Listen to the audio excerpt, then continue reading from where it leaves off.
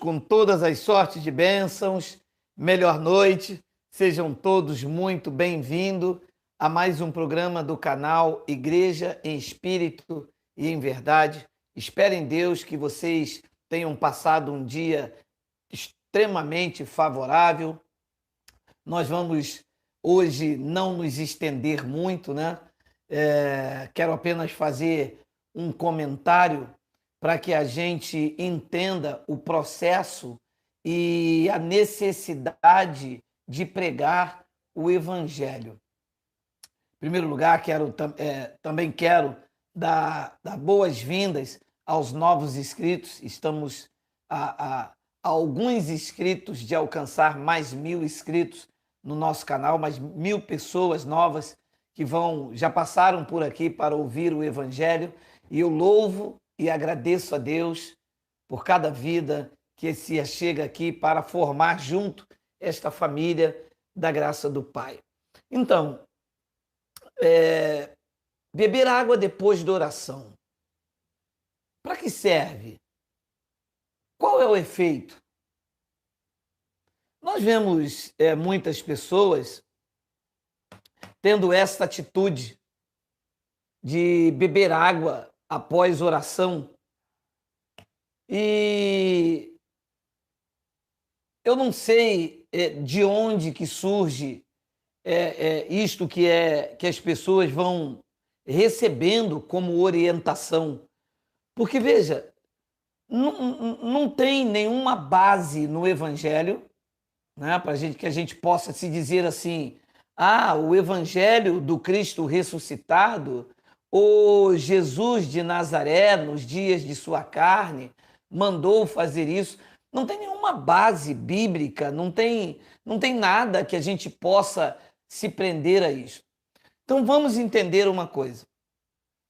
Se eu fizer uma oração e beber um copo d'água, isto não altera nada na doutrina.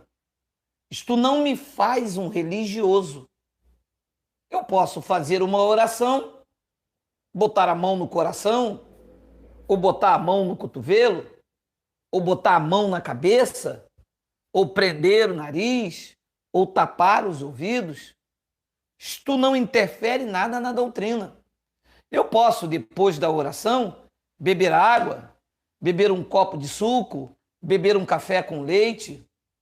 Não há erro nenhum nisto. Você pode, depois da oração, depois do momento... Orar é falar, tá? Eu posso, depois de falar com Deus ou falar com vocês, eu posso deitar, ficar de joelho, ficar em pé. Isso não interfere nada na doutrina. O que é prejudicial é quando eu faço uma oração, ou quando eu converso, ou quando eu falo, e bebo este copo água como se isto fosse um enlevo espiritual, eu fosse alcançar o nirvana, ou aumentar um grau de espiritualidade, ou que esta água, depois da oração, fosse benzida, ela tivesse um elemento transcendental, que me transportasse para uma outra dimensão. Isto aqui é religiosidade. Então, qual é a necessidade que se faz do Evangelho? É mostrar uma pessoa que, se ela fizer uma conversa, falar, meditar, não beber nada ou beber alguma coisa, o efeito é um só dentro daquilo que você falou. Ouça o que eu vou dizer.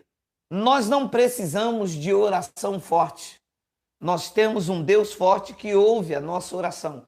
E oração aqui, eu quero dizer para você que não é aquela petição que se fazia no sistema doutrinal. Uma coisa é aquela coisa que faz, Senhor, visita minha filha. Isto aqui tem nada a ver com oração. Isto é loucura. Quem mora em mim não me visita. A oração que nós falamos aqui e que nós entendemos, e eu vou te mostrar que nós nem sabemos orar como convém, é desenvolver um diálogo. É o processo da oratória, de falar ou falar em público, ou falar com vocês. Eu estou desenvolvendo neste momento um processo de oratória.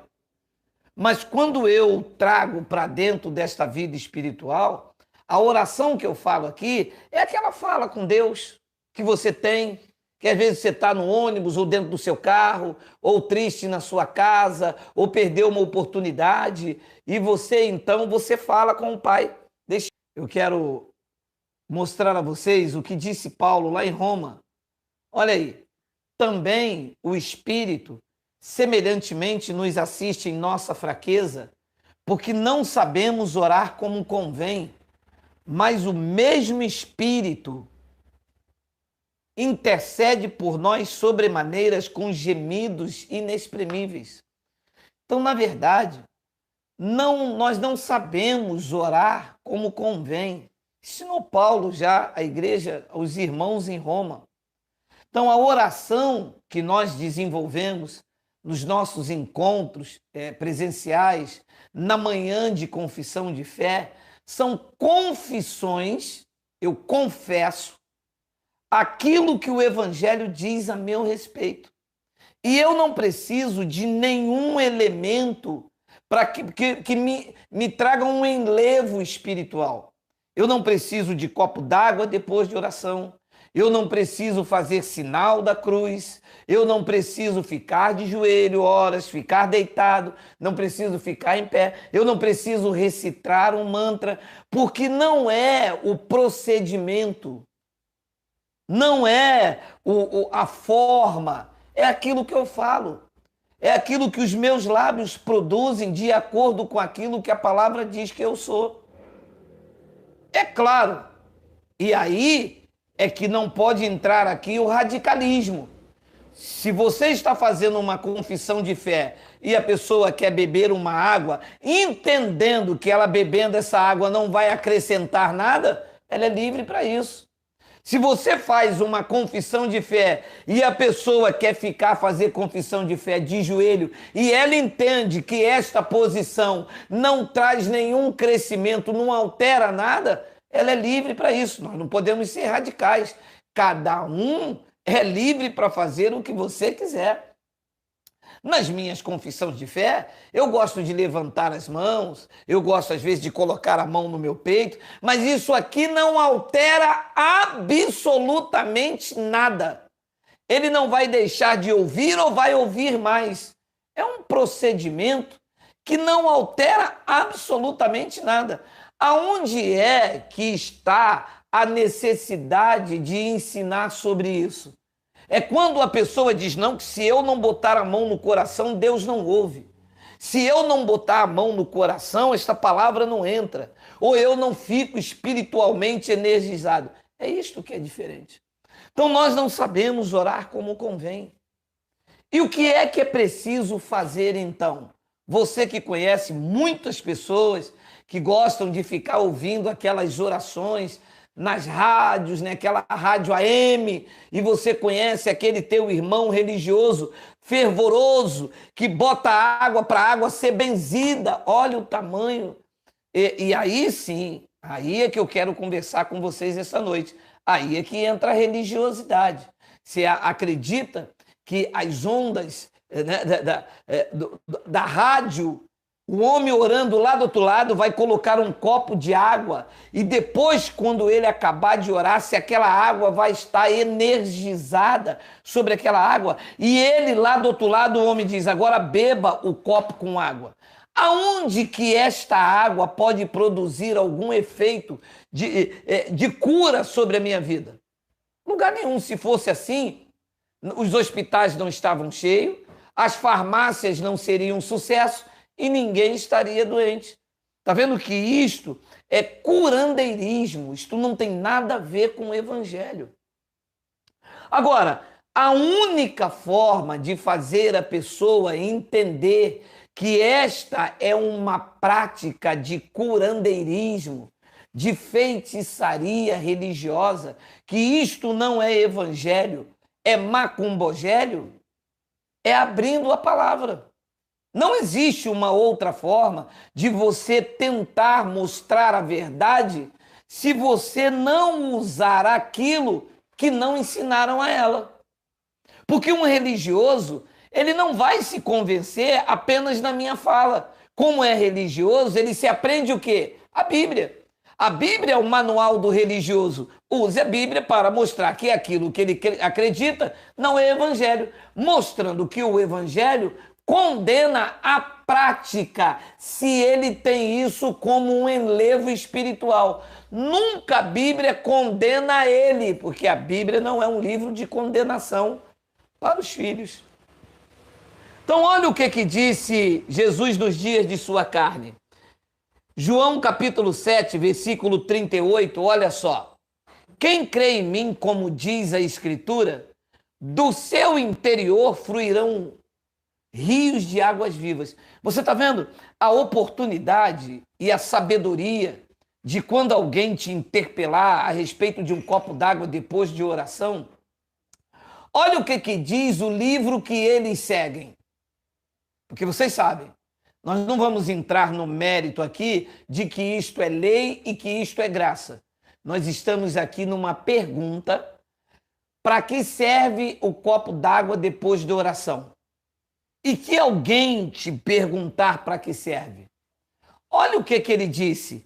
Quem crê em mim, como diz a Escritura, do seu interior fluirão rios de águas vivas. Veja o que diz o versículo 39. Isto ele disse com respeito ao Espírito Santo que haviam de receber os que nele crescem, pois o Espírito Santo até aquele momento não fora dado, porque Jesus ainda não havia sido glorificado.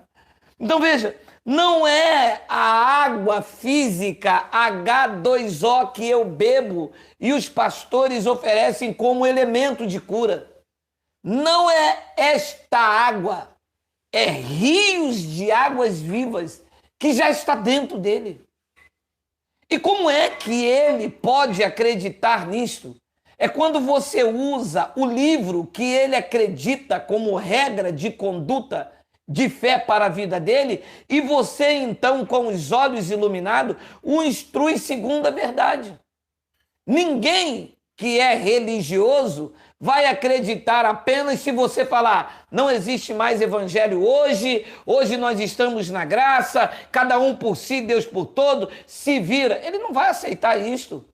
Ele acredita na Bíblia, ele ama a Bíblia, ele ama a palavra sem conhecer. Paulo, quando chegou no Areópago, ele disse o seguinte: quando passando por aqui eu vejo vocês extremamente religiosos, porque encontrei um altar onde está escrito ao Deus desconhecido. Esse que vocês adoram sem conhecer é exatamente esse quem eu vos transmito. Ao Deus desconhecido, adorando sem conhecer. Como que se faz conhecer a vontade de Deus para um religioso? Abrindo aquilo que ele acredita que é a verdade, a Bíblia. O religioso acredita na Bíblia como um amuleto, só não conhece, só não sabe o que está escrito. O eunuco de Candace vinha lendo o profeta Isaías e Filipe, transladado pelo Espírito, parou perto dele e perguntou: tu conheces o que tu vai lendo? Ele disse: como eu vou conhecer se não é quem me ensine?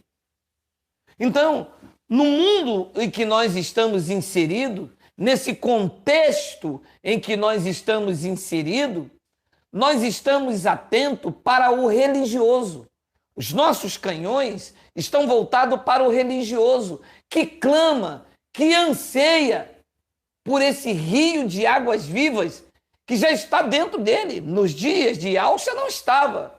Ele diz: isto ele disse com respeito ao Espírito que haviam de receber os que nele crescem.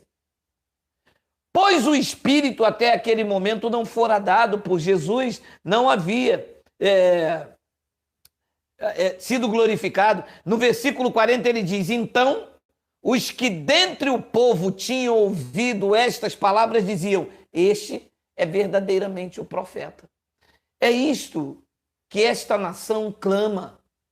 Alguém verdadeiro que diga com sabedoria e diga: olha, você não precisa de copo d'água depois de oração, porque dentro de você há um rio de águas vivas. Você não precisa de oração forte, você tem um Deus forte que ouve a sua oração. Você não precisa da mão do pastor sobre a sua vida. O próprio Deus já habita no teu espírito, no teu homem interior, te fortalecendo, te capacitando. Aquele que é poderoso para fazer infinitamente mais além daquilo que tu pedes ou daquilo que tu pensas, segundo o poder que opera. O poder opera na tua vida. É isto e que o mundo cristão, o mundo religioso, melhor dizendo, está clamando. Você acha mesmo que uma pessoa vai ao monte a uma noite como essa no Rio de Janeiro chuvosa? Ele vai o quê? Ele vai buscar a Deus. Porque nunca ninguém parou como um verdadeiro profeta, como Filipe, como Paulo, e disse a ele: olha, há uma indiferença entre nós, do lado que nós estamos opostos. Mas eu preciso te instruir acerca da verdade. Você sabia que você é precioso aos olhos do Pai? Você sabia que você não precisa buscá-lo no monte, buscá-lo na chamada igreja, buscá-lo no culto de oração, em que você já tem a presença dele? Olha, é isto que essas pessoas precisam. Nós temos que estar atentos para isso. Esses dias, meu irmão Hudson, que deve estar presente aí como bom soldado de Cristo, ele no ponto de ônibus parou, orientou, deu um nome do canal. As pessoas precisam disto. As pessoas precisam ser despertadas desse sono. Mas como elas crerão se não há quem pregue? Como que eu vou iluminar os olhos de alguém pelo Espírito se o Evangelho não serve mais para esses dias? O que é que eu vou dar a alguém que está nesse momento dando todo o seu dinheiro na fogueira santa? O que eu vou apresentar como direção do Pai para alguém que passou a noite toda numa vigília? O que é que eu tenho para dizer ao necessitado, ao órfão, ao religioso? Eu vou dizer o que a ele? Ah, você está bebendo água depois de oração? Então você é um religioso, você não está na graça, isso aí é o sistema. Ele não sabe, ele não conhece essas frases. Essas frases soam para ele como línguas estranhas. É preciso abrir o Evangelho. É preciso dizer: você é um eleito, é um herdeiro de Deus. E se depois de compreender tudo isso, ainda assim, depois da oração, ele entender que aquela água não causa efeito nenhum, e se ele quiser beber, é um problema dele. Ele não vai ver mais a água como efeito de enlevo espiritual. Ele vai fazer aquilo porque ele gosta, ele quer. Aí já é um problema dele. Nós precisamos entender isto, porque as pessoas estão afogadas numa religiosidade sem fim. Enquanto o povo da graça briga, discute por pontos, por ideias, por indiferença, pasmem, existem pastores que possivelmente serão candidatos à vice-presidência da República. Enquanto nós estamos brigando com pontos disso, ponto daquilo, enquanto as pessoas estão preocupadas com Geraldo, que isso, que aquilo, pasmem, o grande bispo acaba de comprar um prédio em Dubai para reuniões ministeriais. Quem é que está financiando tudo isso? Quem é que leva esses homens ao topo da credibilidade secular? As pessoas que estão presas, em que eles dizem: agora bebam vocês o copo d'água, o elemento, bebam agora a água ungida. E nós? Será que nós não temos este rio de água viva? Será que nós não temos a fonte inesgotável? Será que os nossos olhos não foram iluminados, enquanto nós também um dia já praticamos isto? Porque eu sei que muitos dos senhores nunca bebeu água depois de oração, a água benzida, a água ungida, a água benta. Mas alguns praticaram outras coisas rudimentares. E o que foi que tirou essas pessoas disso? Não foi o evangelho aberto neste canal e em vários outros? Olha o que disse Paulo aos Efésios, capítulo 1, versículo de número 18. Iluminado os vossos olhos, os olhos do vosso coração, entende-se entendimento, que coração não tem olhos, né? Para saberdes qual é a esperança do seu chamamento, qual é a riqueza da glória da sua herança nos santos, para saberdes. Foi isso que o evangelho fez na minha vida. Tu te lembras? Quando você pensava que conhecia o evangelho, carregando uma Bíblia, indo dentro da igreja buscar a Deus, da chamada igreja, tu te lembras? Quando você recebia o teu dinheiro, separava lá mesmo no trabalho 10%, uns separavam 10% para o pai, 10% para o filho, 10% do Espírito Santo. Tu te lembras disso? Tu te lembras quantas campanhas você fazia? Quantas buscas no monte? Tu te lembras disso? Tu te lembras de quantos jejum você fazia? Falava até em língua, lembras? A pergunta que eu faço aos senhores é: o que foi que aconteceu que hoje você não faz mais isso? Eu vou responder: a pregação do Evangelho da graça de Deus, que iluminou os olhos do teu entendimento. Tu eras cego e hoje tu vê. Este mesmo efeito da verdade na sua vida deve continuar, porque há quase 50 milhões de evangélicos precisando do mesmo efeito desta palavra na vida deles. E aí, vamos agora ficar aqui? Não serve mais? Vamos agora então parar por aqui? Vamos então agora ficar satisfeitos? E como Paulo disse aos Coríntios, já estás ricos? Já estás inchados? Sem nós reinais? Acabou? O conhecimento chegou aqui e eu agora vou comer regaladamente. Come, bebe, minha alma. Olha, eu já conheço toda a revelação, todo o pacote. E o irmão que está indo na fogueira santa? Que se dane, o evangelho não é mais para os dias de hoje, mas era quando te alcançou. Era quando me alcançou. O evangelho teve o seu efeito quando eu estava perdidamente, cegamente envolvido na religião. Copo d'água depois da oração? Para que serve? Se a pessoa tem consciência que não traz enlevo nenhum, é apenas um gesto que ela faz, acaba de falar com Deus e beber. Mas se isto faz ela acreditar que depois dela falar com Deus, ela precisa acrescentar este elemento que não tem nada de mais a não ser H2O, ela precisa urgentemente da nossa instrumentalidade.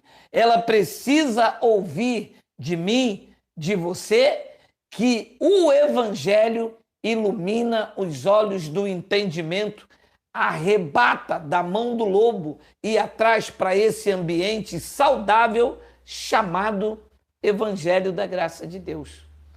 Paulo, quando percebeu isso em Gálatas, o tamanho da nocividade em que se estava vivendo, olha o que Paulo diz. Eu quero ler na Bíblia Viva, porque é um argumento extremamente maravilhoso quando você coloca na Bíblia Viva. Gálatas capítulo 3, versículo 1. Na minha aparece o número 2 por conta do meu aplicativo. Leia comigo. Gálatas insensatos. Quem foi o feiticeiro que os sugestionou e impôs em vocês esse encantamento ruinoso? Porque vocês costumavam ver o significado da morte de Jesus Cristo tão claramente, como se eu tivesse exibido diante de vocês um quadro com um retrato de Cristo morrendo na cruz. Só quero fazer-lhe uma pergunta, perguntou Paulo. Vocês receberam o Espírito Santo pela tentativa de guardar as leis judaicas? O Paulo responde, claro que não, pois o Espírito Santo só veio sobre vocês depois que vocês ouviram acerca de Cristo e confiaram nele para ser salvo. Então, será que vocês ficaram completamente loucos? Pois se a tentativa de obedecer às leis judaicas nunca lhe deu vida espiritual no princípio, por que vocês pensam que a tentativa de obedecê-las agora os fará cristão mais forte? Esse é o drama. Esse é o drama de milhões de pessoas. A Igreja da Graça tem que parar de se degladiar. Veja cada um como edifica. Respeite a esfera de ação, sem inveja, sem olho grande. Cada um faça aquilo em que foi chamado. Cada um fique na posição em que foi chamado. O que aquele irmão não consegue alcançar, o outro vem e alcança. Se aquele irmão alcançou mais números, glória a Deus pela vida dele. Não vou apagar a estrela dele se a minha não brilha. Sabe por quê? Porque neste momento em que nós estamos aqui recebendo esta instrução, milhões de pessoas estão bebendo um copo d'água depois de oração, pensando que beberam algum elemento purificador, ou que vão alcançar o nirvana, como diz aquela religião, ou que pensam que vão obter alguma resposta mais rápida, ou que vão ter um elevo espiritual, e não sabem que bebendo água deste modo, pensando deste modo, mergulham numa religiosidade que, na verdade, é um encantamento ruinoso. Mas se nós fazermos entender que o Evangelho não tem nada a ver com esse ritual e que nós podemos até beber um copo d'água depois da oração, que nós podemos beber até um copo de vinho, você pode beber até um copo de suco, mas que você tenha consciência que isso não te aumenta espiritualmente, não te diminui, não acrescenta e não tira nada. Que isto será apenas um gesto pós, não para te elevar espiritualmente. Enquanto nós estamos falando aqui, pessoas estão perdidamente mergulhadas num poço de religiosidade, acreditando que o pastor orou e dentro daquela água tem um elemento que os engana, que os enfeitiça e que não tem respaldo nenhum, nem na lei e nem na graça. E Yahshua, nos dias de sua carne, nunca mandou ninguém beber água depois da oração. Pedro, Tiago e João, os apóstolos, também não. Não existe isso em nenhuma outra religião a não ser na evangélica.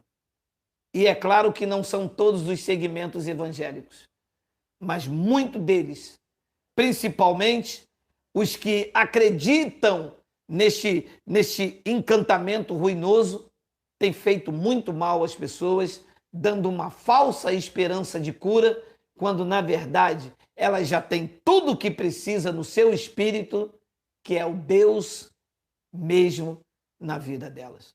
Eu espero te fazer entender. Copo d'água depois de oração não acontece nada. O efeito não é a água que você bebe, é aquilo que os teus lábios produzem.